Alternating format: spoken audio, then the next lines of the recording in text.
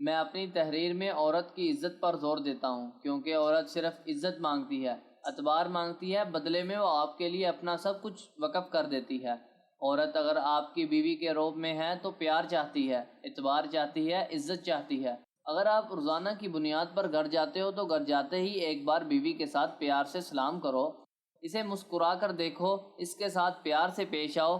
اگر وہ کچھ کہنا چاہتی ہے تو اسے تحمل سے، پیار سے سنو، اس کی فیملی کو عزت دو اور وہ بھی آپ کی فیملی کو عزت دے۔ دنیا کی کوئی طاقت آپ کے رشتے اور پیار میں دراڑ نہیں ڈال سکتی۔ عورت کو احساس دو تم میری ہو۔ عورت کو اعتبار چاہیے، وقت چاہیے، عزت اور حفاظت چاہیے۔ مرد سے بدلے میں وہ اپنی روح تک دے دیتی ہے۔